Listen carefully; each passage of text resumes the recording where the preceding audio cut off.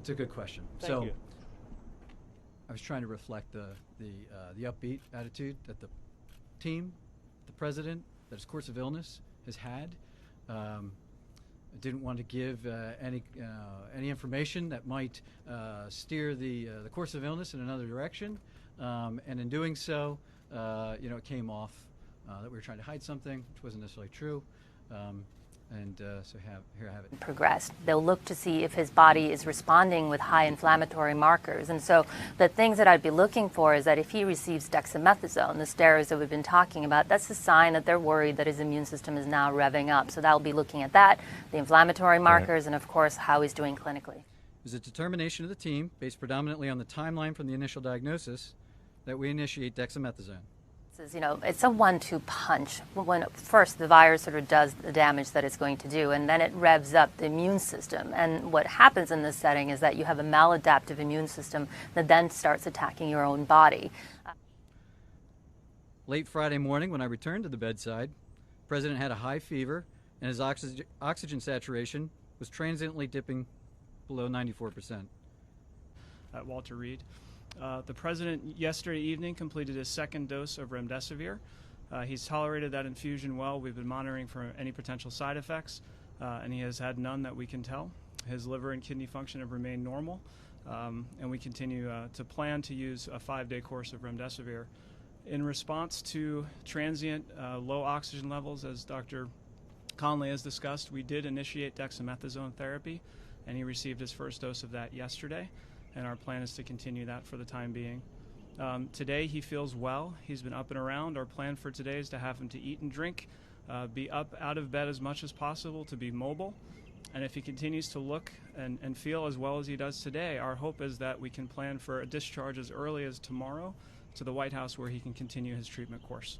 The fact that he's the president, the fact that moving him to the hospital gives them chances to give him more therapeutics, and potentially that he's either having a longer course or potentially he may have had symptoms longer and may not have realized that he's had symptoms because they were vague and, may just have been fatigue. Yeah, yesterday there was another episode where he dropped down about 93%. He doesn't ever feel short of breath. We watched it, and it returned back up.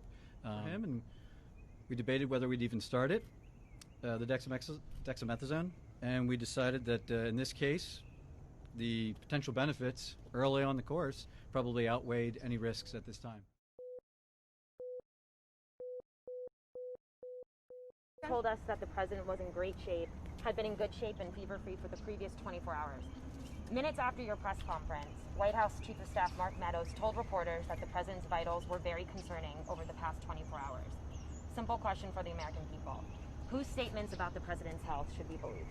So the chief and I work side by side, and I think his statement was misconstrued. What he meant was that 24 hours ago, when he and I were checking on the president, that there was that momentary episode of the high fever and that temporary drop in the saturation, which prompted us to act expediently to move him up here. Give him a second round of supplemental oxygen yesterday?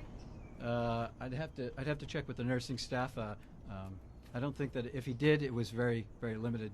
But he's not on oxygen, and the only oxygen that I ordered or that we provided was that Friday morning initially. And about what time was that yesterday?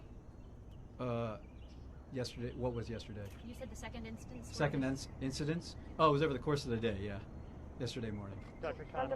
Everybody's course in COVID is different. And it's really hard for me to comment not knowing his own case because he is high risk for the reasons that others have talked about with his age, with the fact that he's a male, with his obesity.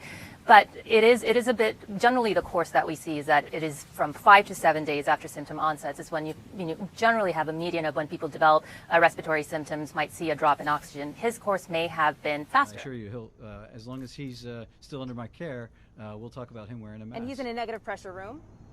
And the room is negative pressure? I'm not going to get into the specifics of his care. And can you answer the questions around the lung function? What do the X-rays and CT scans show? Are there signs of pneumonia? Are there signs of lung involvement or any damage to the lung? Yeah, so we're tracking all of that. There's some expected findings, but nothing of any major clinical concern. Then why?